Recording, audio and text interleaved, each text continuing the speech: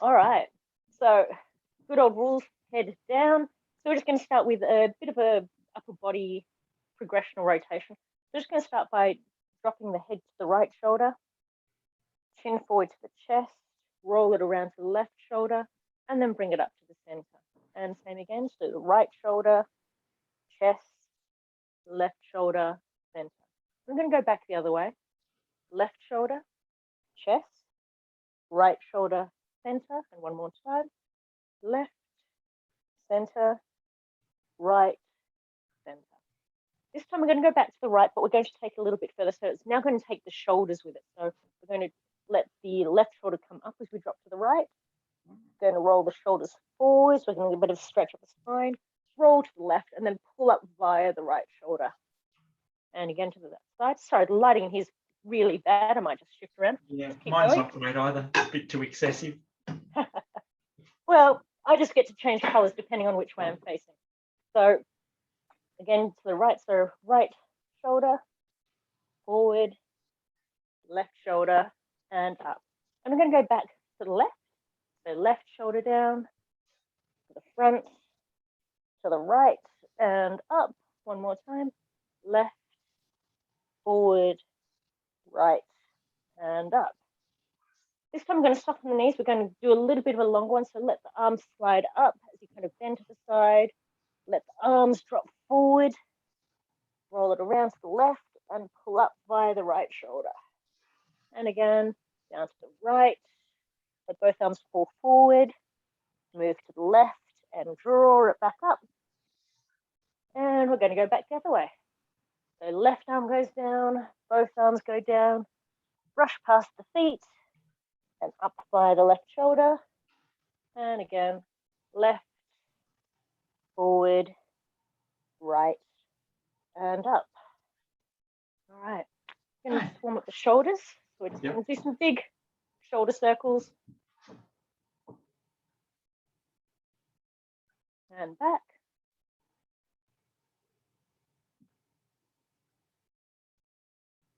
Just going to bring it across the body, keeping the shoulder down. And the other way.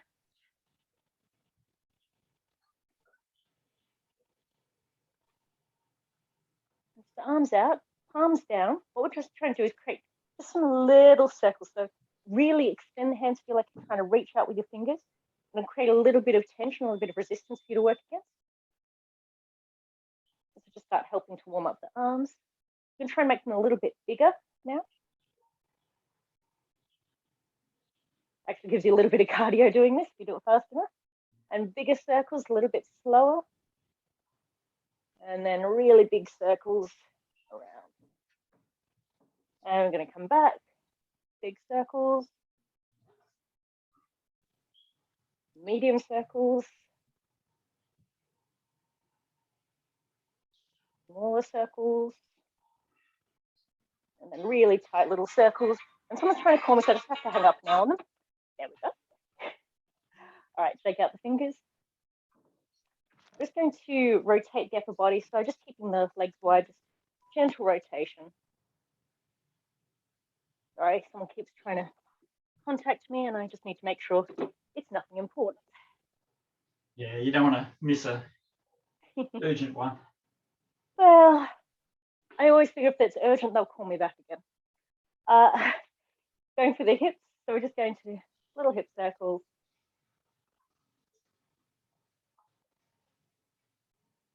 Also, if someone doesn't leave a message, then it's definitely not urgent enough for me to worry about. Yeah. And back the other way.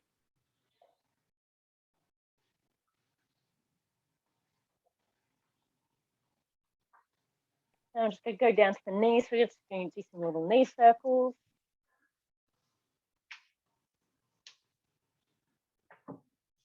And the other way.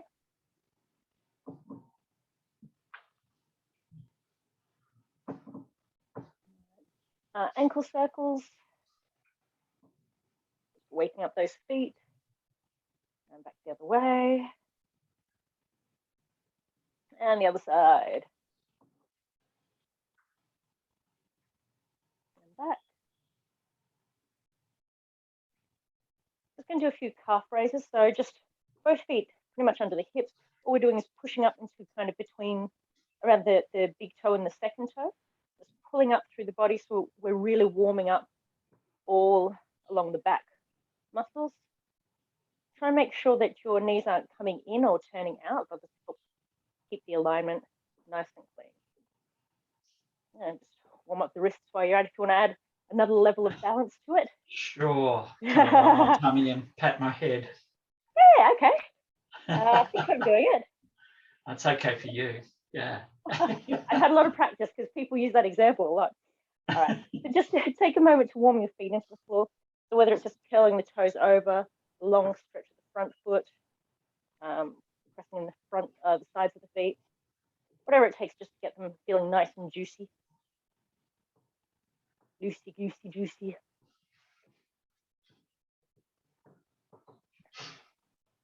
Alrighty.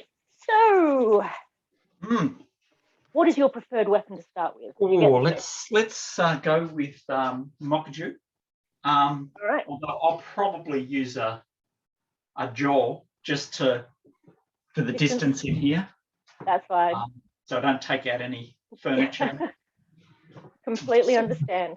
Push that a bit further back. It is always the danger with our type of weapons that the chances of us damaging something in the space around us is not well, the small. distance is not too bad. It just doesn't have a yeah, the toggable. Yeah. Yes. The butt of the rifle. All right. So, mate. Gosh, I'm being formal today. So just going to start by I'm being very formal today. So unlike me. Just going to start with some basic Nita Tsuita, just warming it up. So we're not moving. We're just changing our weight from the back foot to the front foot.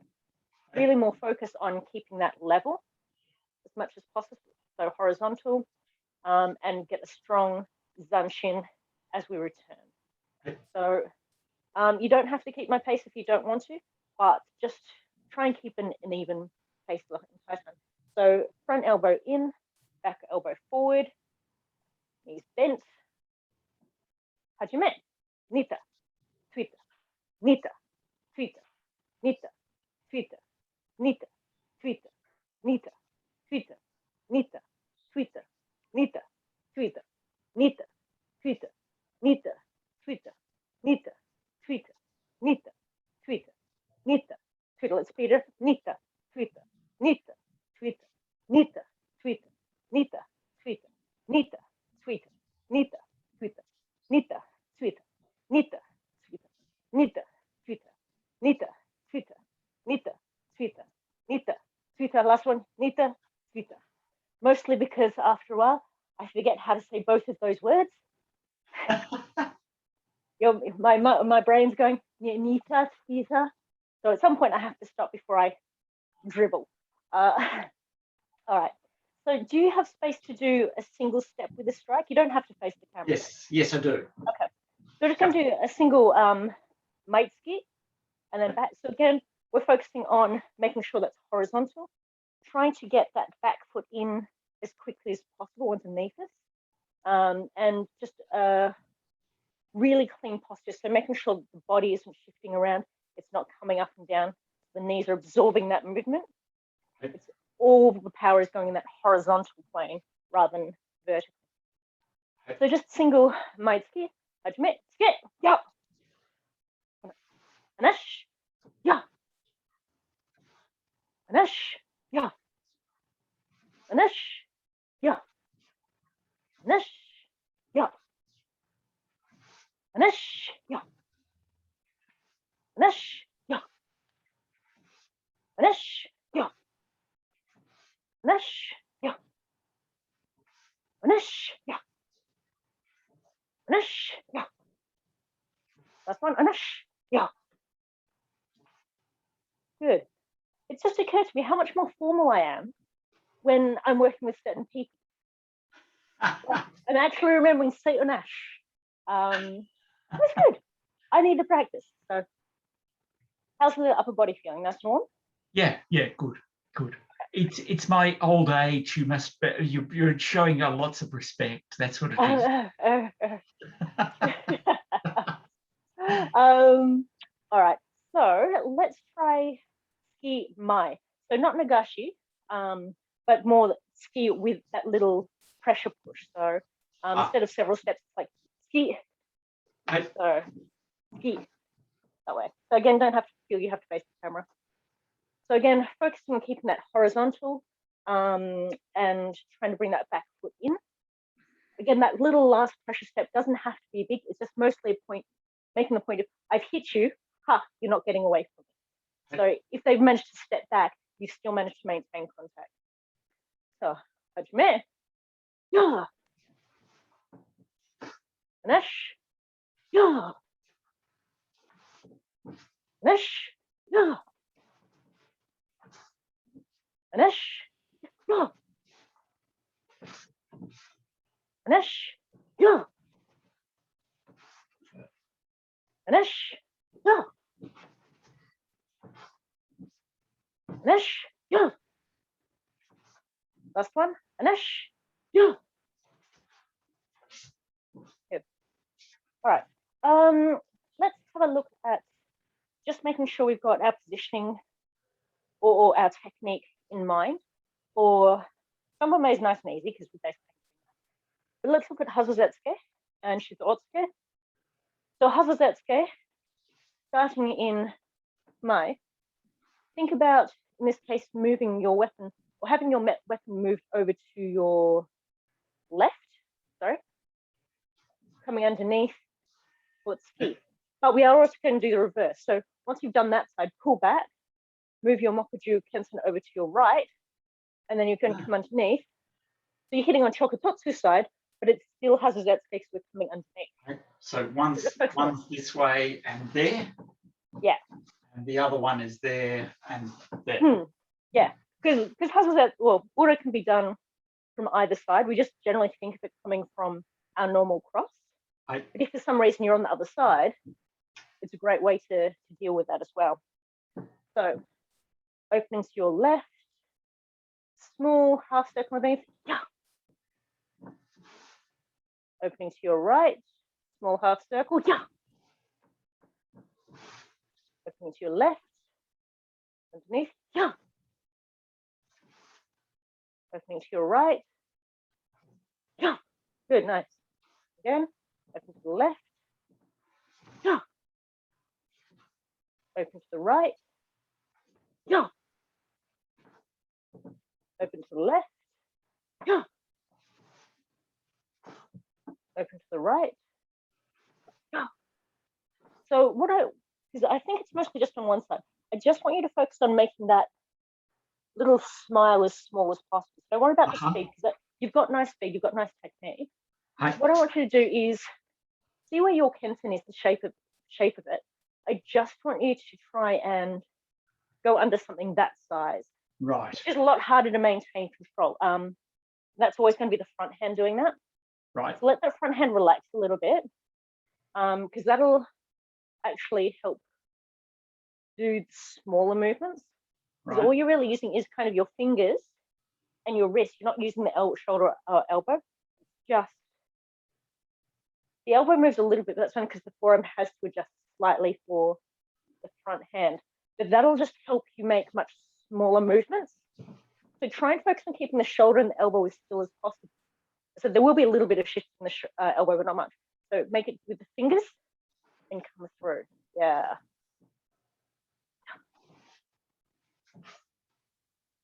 Yeah. Yeah. Yeah. Yeah. Yeah. Yeah. Yeah. Yeah. Good. Good. I think the hardest thing is staying relaxed. Yeah. Because we just want to tense up with those, and especially after we've done several in a row. But the more relaxed you can keep the upper body and that wrist, the easier it is to make that motion without having to throw all the arm into it. Because when you start out, everyone does the big stuff. You go, for some reason, the Kensen is that big, and it starts getting smaller. But it eventually gets to a point where you really need to start thinking about it intentionally. And it's Yeah. obviously a lot harder when you don't have the kensen across from you. Yeah. So even sometimes I'll just say there's a roll of tape across from me here. I can go, okay, I just want to go from that side of the tape to that side of the tape. So if you can create a target on your visual space and go, okay, I'm going to go from that side of it underneath and then around, and just try and trace. It's a really good way of starting to focus the strike and the technique as well. So just a little hint. Yeah, yeah. I'm just Yeah. trying to think of how I can do it, but yeah. Yeah, I said literally, you can, if you can find anything in your eye line, just to kind of draw a little U on, or just, even if it's the base of a book. So if you've got a thick book across from you, you can go kind of under the base of the spine, kind of thing. But literally anything to try and start tightening up that target point. Okay, so Shita Otsuke, I mean, really from the perspective of the person doing the strike, there's really not a lot of difference, because for you it's ski. Ow. What I want you to think about is if in the case of Shita Otsuke, so if we're doing, say, class number 3, you fainted, they've gone and pushed your weapon up and to your left. It's that pull back and coming down a little bit. So the aim is a little bit lower than the heart. So that's Chokutotsu, that's Hazuzetsuke, that's Shita, kind of at the base of the ribs area, so bottom of the kata. So we've come in, and then we've done a feint. They've deflected it up to our left, up to our left shoulder. Down a little, is it? Down, yeah.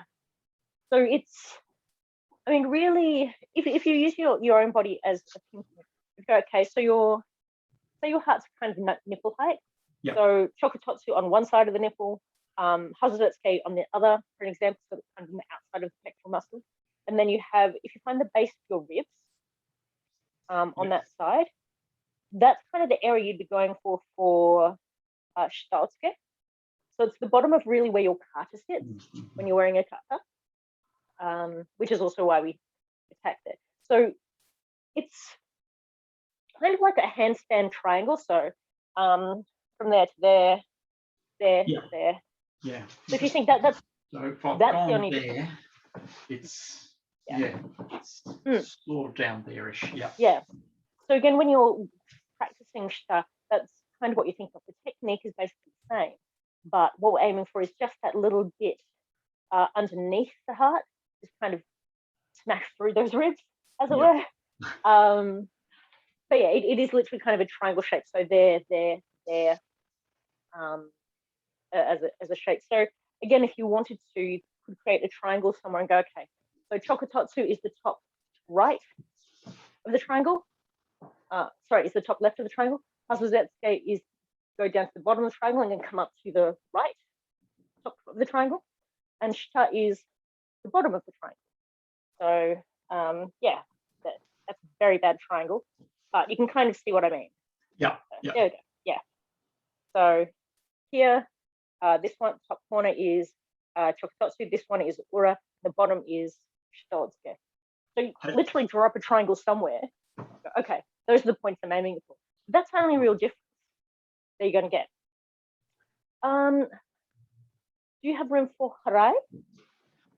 Yeah, I think I'll just move that out of the way. That's okay, that's why I'm checking. So let's just practice our Migi Harai today. Yep. So obviously the Kihon technique is a bit bigger, coming up, down, and then ski. So it's 2 movements, up, down, back to my, and then ski.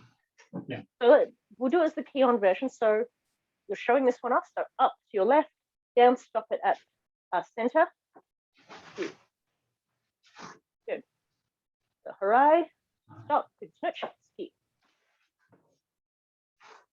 Harai, snitch, ski. Okay. Yeah. Harai, snitch, ski. Something on the floor here. And again, Harai, snitch, ski. All right. So let's try smoothing that out more into one motion. So your footwork is likely going to change a little bit here. So normally when you do Harai, it's Harai, and then the ski has the Fumikomi. If, like me, when you start trying to smooth it out, you'll probably find the footwork comes into both. So it's Harai, and I'm kind of making the step and the ski part of the Harai. So in this case, Harai, Tanuch, almost as it hits the Tanuch, and through. So Harai, yeah, very nice. Good. Good. Just be careful, your shoulders are starting to tense up a little bit. Yep. Keep them down.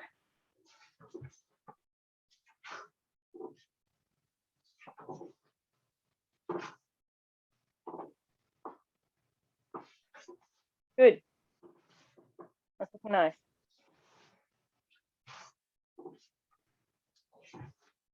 Good.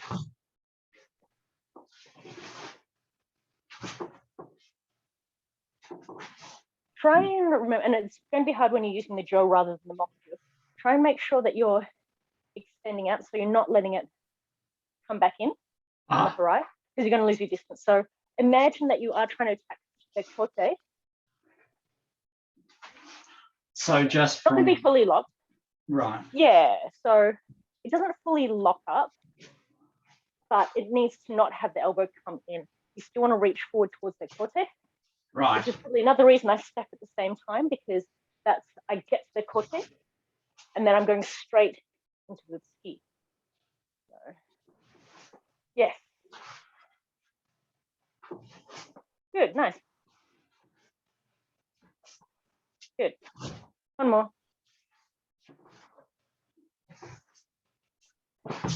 So that's always the hard thing with the Harais, is we all tend to tuck in the arm. Yep. And that's partly because we're thinking about coming back to Kamae. Yes. So yes. we end up here, but the problem is they kind of want the Harai out there, and then ski if you're doing as Kihon. Because there's really no other way to easily reach Nikote unless you extend. So yeah, it's just finding that fine balance between the two. Yeah, I could tell it was trying to get back to that bang, back to there to advance. But yeah, if you can integrate it, Because some of yours were looking really nice. In fact, most of them were looking really nice once you were focusing on that extension. And you've got a very smooth technique on that too, so it's looking nice. It's just, I guess, remembering. And I mean, I forget as well. Yeah. When I don't have someone's kote over there, I don't tend to extend as far as I could. Yeah. Yeah. And obviously, when you're working in a small space, you don't want to hit things. Yeah. I mean, one of the things I do have trouble with on that one is getting the extension that you sometimes see in that. I don't know if it's when we do it in Kihon or what, but you know, because there's that feeling of needing to be further out, and to integrate that smoothly. That's a tricky one. But they felt okay, just the ones I was doing there, but I wasn't trying to extend too far. Yeah, and a lot of them actually look very, very nice. I think the key is, part of it is because a lot of the time they teach you do the Harai and then you do the step with the ski, which feels weird because you're going, well, I can reach it better if you let me step. But this is just, I guess, giving you the option in case you don't actually have the room to step as well. No. Because technically you could do Harai ski without moving if you were close. It would be awkward, but you could do it. So I think sometimes a good way to do it is just have something. Again, visualizations are amazing for me. So I've got a chair over here. So I'm just to the side of it or behind it now. What I want to do is try and make sure I'm hitting past that point. So if that's where it starts out, is basically on touching the chair side. I want to make sure my Harai reaches to, say, there, for example. Which isn't very deep, but it just makes sure I'm focusing past. And that's just going to help with that extension. Part of it too is just moving the weight onto your front foot. That's going to give you a whole lot of extra distance. Yes. And I think that getting the rhythm of that was the part that I had trouble with. Yeah. Possibly. Yeah. So you come onto the front foot somewhat to get that distance. Mm-hmm. And it's almost as though you'd have to sugi-ash that. Well, because your weight's already generally heading forward, it should help with the Harai after the ski after. I'm just going to try and demonstrate what I mean. So if I did Harai here, not extending out, it really just comes back to this part of the chair. If I lean forward and I don't extend out, it's about halfway through. Gotcha. If I do both, I'm kind of at the back of the chair. And that's partly that I've just shifted my weight from my back hip over to my front. So even if you come onto the kind of the ball of the back foot, like push up, a bit like you're doing the irimi seipai thrust, where you rotate that hip and that toe. It's just that kind of leverage over the front hip. And that, as I said, even if you just stay in kamae, you can see the difference in distance you suddenly got just by shifting your weight forward. Yeah. So something as small as that can be really useful. And then, you know, the other part of it obviously is Harai while you're out there. I think it probably helps that when I do that Harai, I'm actually coming up almost to its ski position sometimes. Yeah. Because that helps with that extension. And I can still stop at Tanuch pretty much on connection. Yeah. And then just pull it up slightly for ski. So I guess there's a few different ways you can get your body used to the concept. But if it literally just pushing from the back foot to the front foot, I mean, that just changes how deep my mokuju is anyway. Yeah. That's a huge thing. All right. So I babbled at you a fair bit. It's already half past. Are there any particular techniques that you've got questions on, or are you feeling a bit rusty on? The other Harais, I'm sort of, I don't mind them. I know there's two different ones where we've taken a high sort of position and taken over, and then there's the one that's quite it's from a low attack, isn't it? So yeah, so that's Shita no Harai, which is the one that you're generally very, very good at. Out of the three of us who are normally training face to face, you're kind of the king of the Shita no Harai in that group. I'm with that, yeah. Whereas, you know, Kayla and I are probably less comfortable with the Shita no Harai. But your technique for it is generally very nice. The idea there is that if there's someone, basically, if they're kind of coming to your Shita, so they've got a low angle. So it's not drop down there, which means we don't have to go right down. What we're trying to do is hit kind of around here with our mono itch onto the top of their weapon. So if that's their weapon. I did try this with broom the other week. So let's see what I can destroy this week. Hello, broom. All these poor household bits and pieces that I've been stacking up and hitting. Not a great fight, it's a little bit. There we go. That's so yeah. You can see that's kind of at the base of my ribs. Yeah. A bit of an idea. So what I'm really trying to do here is, so I'm trying to hit on the top there, which is what that is. Yes. Fortunately, the mop doesn't mind. And I haven't broken anything else in the meantime. But what we're really trying to do, again, you can probably see this chair just there, is so it's not that we're having to go way down here, which is, I think, where a lot of us feel we need to go. Because we think about it kind of like gedan, but it's a longer movement rather than a deep movement. Because again, you want to reach closer to their kote. So it doesn't drop a great deal. My left hand's kind of around the Shita height, so around the base of my rib height. As an example. So from there, way up to there, I'm still likely to hit or make contact, especially if I deepen my stance. But my left arm isn't down here. Yeah. So yeah, generally yours are really nice when you do them in person. So that's Shita no Harai. And again, just practicing that extension of the front arm. Oh, this one, the fuller Yeah. one. Yes. And that moving the weight to the front leg. So again, if you just think about someone who's got their weapon at the base of your rib height, that's what you're trying to hit. Yeah. So as long as you can feel or see that connection, that's what you want, because you're rotating the weapon to hit with the top of the barrel, which is why the wrist comes up. Okay. Yeah, generally yours are very nice.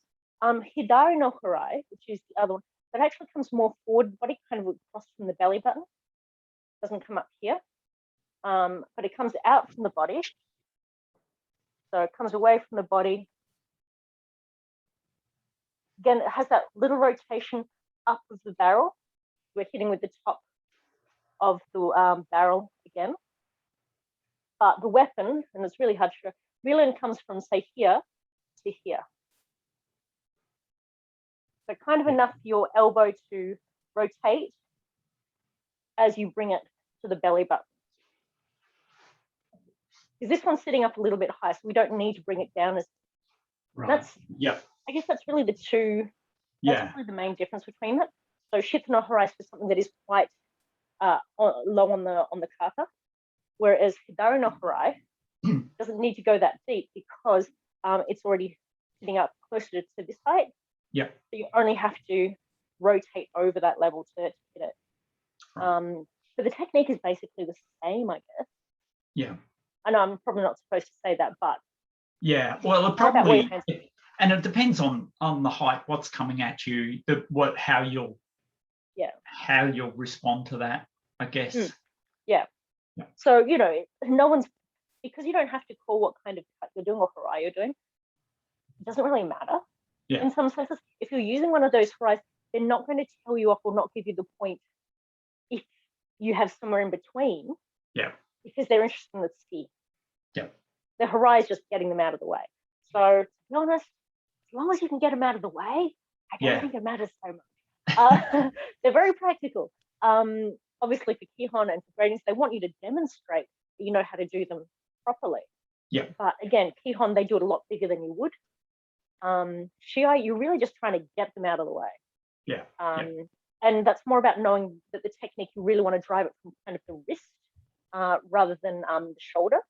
And that's the case on all of them. It's a lot more about the front wrist being flexible, rotating, and the backhand, it will just be changing position depending on the height. So Hidari no Harai, that comes out from the body, kind of the same position as it does for Hidari, it's just on the other side of the body. So that and that, so the difference is that's Hidari no Harai on the actual Harai. This is Migi no Harai just before the Harai. But that backhand is coming out to pretty much the same position. It's just the weapon is focused on a different angle, a different aspect. So yeah, as long as it's coming out to a similar position, that's pretty much what you're after. So yeah. Go ahead. Get a bit warm. All right, let's just do again, I'm just not sure how much space you've got in there. So I did just want to run through a couple of kata. Yeah, sure. To have it. So something I tried with Eduardo on Saturday was getting him to talk through the kata as if he's teaching me. So I act the uchi. Now I know you know the kata reasonably well. Right. So I'm going to ask the question, give you the option. Would you like to try that? Explain it through, so talk us both through both roles. Would you prefer to be the uchi or the shidachi at the time? Well, I guess uchi sort of opens it and initiates it. So it's probably, I mean, it's always very good to know that part. So maybe we'll do that. And let's see if I provide the correct openings and guidance. You're going to teach me the kata today. Yeah. And but I haven't will let touched you it for weeks. That's okay. We'll just focus on 2 kata, but I'm going to let you pick which one. Okay. Well, let's just do 1 and 2. See how we go. Yeah. All right. Beautiful. Okay. Don't worry if you can't walk the distances. Just say it out, and that'll I'll do. shuffle it. Yes. So if you want, we can do each one twice. Yep. And I'll just follow your lead. Okay. Literally.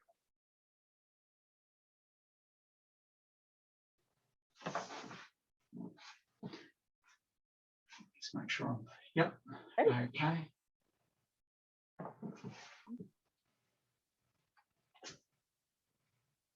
No.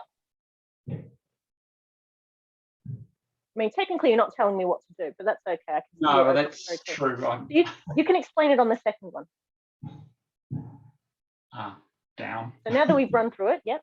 Now that Yep. you know what we're doing, you can explain it. So all the way from what kamae we start in to steps, etc. So we're both starting in Chura no Kamae. Right? We advance 3 steps starting from our front foot. Good. Which we'll do. 1, 2, 3.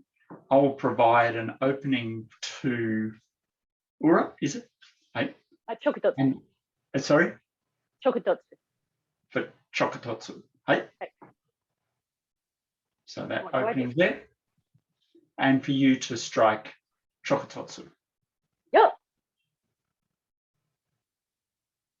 Now you withdraw sharply and then cover my kote by advancing forward. Yeah. And then once we're both settled, then we go to Geidan no Kamae and then return 5 small steps.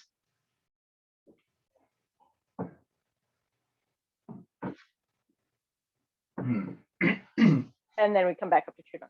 And To be honest, that was actually really good. It's hard to tell someone how to do the kata for both sides at the same time. But you did a really nice job on it. So yeah, the only thing is maybe just talking about what distance we come to. So for ippon we do actually cross at mai. And it's literally only 1 and 5 that we do meet at mai. Everything else, there will be a little gap that's provided by the uchi. So whether you cover that or not, it's not so bad about who's keeping gap. We say, okay, we cross at mai, or saying, okay, we're taking 3 steps, there's maybe a half step gap between us. And it just helps provide that visual for the other person. But other than that, I think that's a really nice explanation. Right. All right. How did it feel? Yeah, embarrassing, but anyway. Now you know how I feel every single session. Right, okay. So the next one, and I've forgotten a little bit about the sequence, but I think because I stop a little bit short, you advance in, and then once you've advanced in, then I push across, allowing you to circle under. Is that?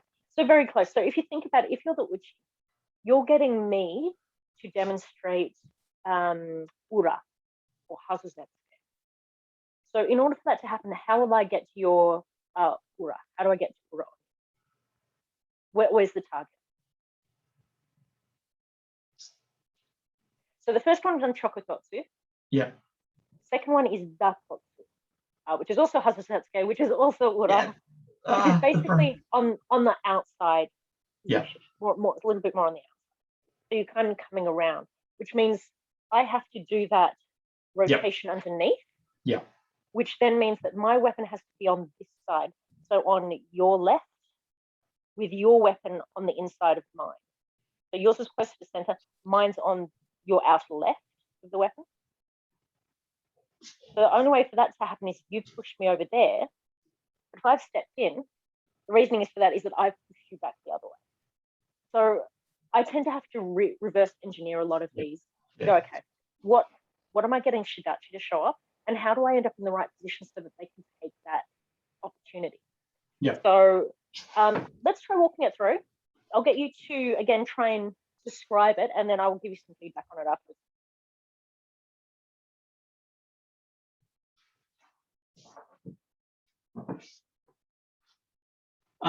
So from Chura no Kamae, Right. We advance in 3 steps, starting on the front foot. Now, in this one, I will be short, a little bit short of where you are. So you advance in to cover or thrust, and then I push against your mokuju. Oh, am I going the wrong way? So I'm pushing to your right, and then you push back. I don't know. No, you're very much on the right track. So let's come back. So we've come to Chudan, we've met, we've got that little bit of gap, and that was a really good explanation. So what happens here is the shidachi moves in, and they actually pressure your weapon to your right, opening you up. And you go, I don't like that, and you push back the other way. Sorry, you were pushing the right way. That was my bad. So what that has done is now it's opened you up for ura. So I come underneath. Yes. To do ura. So yeah, that was my bad explanation before. And from there, withdraw strongly. Good. And then cover my kote. And then we come back to the position of mai. And then we go to Godan no Kamae and withdraw 5 steps. And then back up to Geta. Right. Good. Look, nothing majorly wrong with that description. It was just knowing the deflection. So yeah. It's not so much a feint in this in the number 2. It's more about me trying to pressure you off center. Right. So I come in as a shidachi and I push to my right, your left, opening you up. And you go, oh, I'm not having that, push it back to center. Just go a little bit too far, which then I take the opportunity to come underneath. Ura. The retreat, that was all good. Covering kote, that's great, because a lot of people forget that they'll talk about the sunshine, not less about what to cover. And then you as the uchi, you come back underneath my weapon. Yeah. Because you always come underneath if you can, rather than over, because that's much more aggressive. So as the senior, you come underneath the weapon, bring it back to center, get done, and retreat. But other than that, very nice. So we'll do that one again. Hey. And now that you've had a chance of running it through, I'm going to get you to talk it through again. Just because I'm mean and horrible and a terrible person. So, starting in Chudan no Kamae, we advance in 3 steps. Mine's a little bit short, and then you come to cover or advance in and push slightly to my left. I will push back, giving you an opportunity to come underneath towards ura. No. And then withdraw strongly, cover the kote, and then we come together. I will bring my mokuju underneath to meet at Kamae, is it? Center, Chudan. Chudan. Then we go to Geta no Kamae, and then withdraw 5 steps. That was good. I said you did really well, because it is very hard when you're trying to give instructions. Go, okay, what direction should I tell them? My left, their right. So that was actually really well. Yeah, the kata looks pretty good. And you know what they are. So, yay. Yeah, a plus sign. A plus student. How do you find it trying to talk it out? Oh, it's not easy. Yeah, absolutely. But you did a really good job of it. You did a really good job of it. And I think sometimes it helps to do this as a practice, because then you know what the kata are from both perspectives. You're not just thinking about the shidachi roll. You think about the uchi roll. What are they doing to then affect this? And it makes the kata make a lot more sense in terms of its components, rather than you come in and you strike. Number 2, you come in and you strike. Number 3, you come in and you feint and then you strike. It helps you develop a bit of an understanding about what those opportunities being created are, or who's creating them.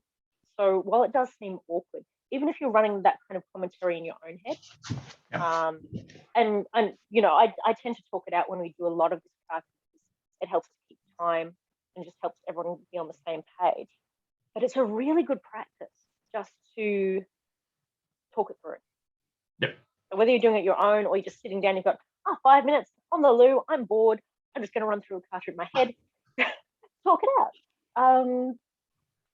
So yeah, I'm going to try and get whoever's on the group sessions at any point, maybe pick one person here, one person there, just to have some practice at it. Yep. It just helps establish in your mind what the kata, if you can describe it.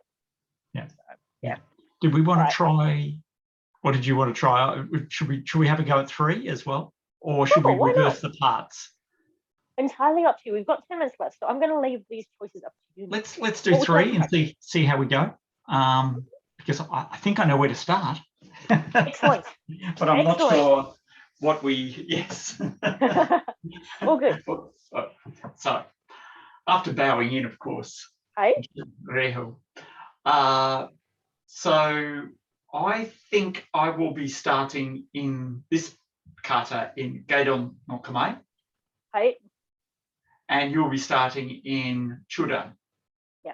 The only difference here is when I see you go down to Geidon, the Shidachi should do a kind of little lift, kind of a little nod back to Chudan. Just say, okay, I know what we're doing now. Yeah, so my role, you go, okay, oh, you're done in Geidon, I get you. Right. So as we advance 3 steps,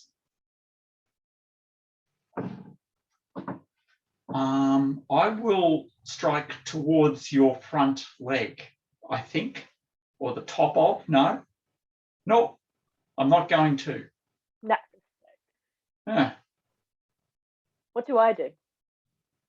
Oh, remember, what is this? So you're going to cover my mokuju. Okay, so if I cover your mokuju, then I will come back and start to come forward. I think I'm going for a totally different technique, aren't I? You're actually doing Shidachi number 4. Okay. That's okay. And that's the thing, it gets in 3 and 4, and 7, 8 can be really confusing because they kind of reverse positions. Yep. But they are very, very similar to start with. So are you actually striking, making an attack? Well, I'm going to make a feint. And then I try to brush it upwards. So what technique are you getting me to show off? Shita no tsuke. Yeah. So Shita no tsuke. That's perfect. That's exactly what we are. So you had it right to begin with. You're down at Geidon. I'm down at Geidon. Yep. So how are you going to create an opening for me to get at your Shita? Well, I have to be up. So I have to encourage you to attack. So I'm leaving an opening. Then I brush upwards. Good. Yes. So you're absolutely right. You're absolutely right with that. So when I'm here and you're down in Geidon, it's up to me. So you would literally just stand there as Uchi and wait and basically tell me with your eyes, it's my job to get this thing started. Right. So you were in perfect position, perfect Geidon. So when we come in, it's mostly a case of if I'm standing there like someone who's forgotten, you will just wait as the Uchi and kind of maybe glance down to go, come strike me. So it's up to me to come in and I feint towards Nodo, which gets you to deflect. I pull back because you've now created an opening and I take Shita. So from there, what happens? You would withdraw strongly, cover my kote, and then I would return to position coming under your mokuju. Perfect. From there, back to Geidon, and then withdraw. Good. Oh, that's a tricky one. It is. You did well. Let's run it again while it's still fresh. Yes. Okay. So, starting in Chudan no Kamae, I will go to Geidon no Kamae, and you will recognize that by tipping your mokuju up and then back to Chudan no Kamae. Perfect. we move forward with 3 steps. 1, 2, 3. I've left an opening for you to attack, and so you will strike towards Chokutotsu, is it? But Chokutotsu or Noda, I'm not clear on that, to be honest. One of them. Then I will brush your Mokuju upwards, leaving you exposing an opportunity which you will withdraw and then go to attack. Yep. And I will get out of your way to make it more. Make it happen. Make it so. So that now you withdraw strongly, cover my kote, and then I will return to position by coming up under your Mokuju. We return to Geida no Kamae and withdraw.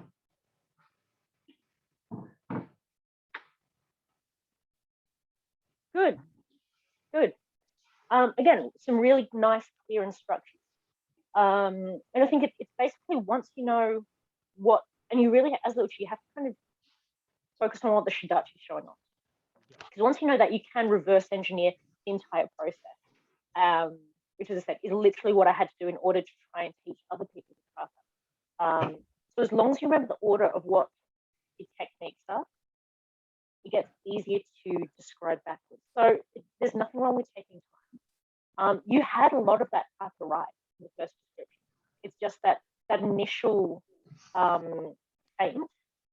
When you're not sure who's doing the feinting, it can really muddy the waters, because it can easily be number 4 with you as the shidachi, because the positions have literally just changed. In number 4, I'm down in Geidan and you're at Shuda. So it's very easy to fall into that trap with those ones in particular. But otherwise, I thought that was actually really good. You had a very clear explanation. Well, it was good to go through it and remember it. Just haven't done it for a while with a person. I think that's a problem we all have. Listen, in general, when you have very clear instructions, you focus on very good details, which is going to be very helpful for anyone who is trying to follow those instructions. So I thought that was actually really good. I said, when you get to 3 and 4 and 7 and 8, it's like, who's starting where, especially if you're doing the whole run. You get to 7 and 8 and go, haven't we done these before? You go, yes, we have. Reverse order. So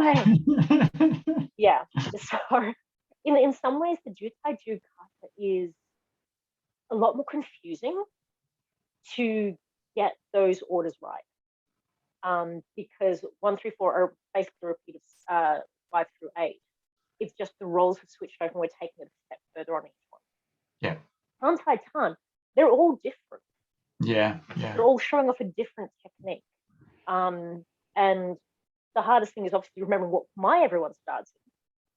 But once you know the order of the techniques, it gets a little bit easier to figure out what everyone's doing. Because they are so different. And I mean, the hardest thing sometimes is just remembering what the kamae to start is in a lot of them, because that'll help make sense of the technique. So like Ippon for Tantai Tan being a Nodo strike, all you're really doing is looking for an open. When it comes for a men's strike, let's face it, no one's going to do a men's strike. So they've obviously they've taken the initiative, but we're in Geidan and Irami rather than Chudan and Chudan. But it makes sense with the openings. You know, the Geidan is down here, you've got the Irami up here. So that opening for the men is right there in front of you. It's just remembering the order of the text. You can do what I do. I used to have a little piece of paper with them all scribbled and fake Mokuju and Tanken and Kamae. I'm not sure how much it helped, but it just helped nail some of those. But I mean, I know this wasn't the most energetic session, but I think it was kind of useful. Well, it's good for the brain. It was very good for the brain. And again, when you've got a small space, I don't want to endanger your house, particularly. But so I do want to get people starting to express the kata a little bit more, so that it's not always relying, I guess, on my vocal cues. Because when I'm not there, that my voice is the best necessarily going into it. I really hope my voice all the time. Okay. Right, well, I'm going to stop the recording for now. Yep. Yep. There we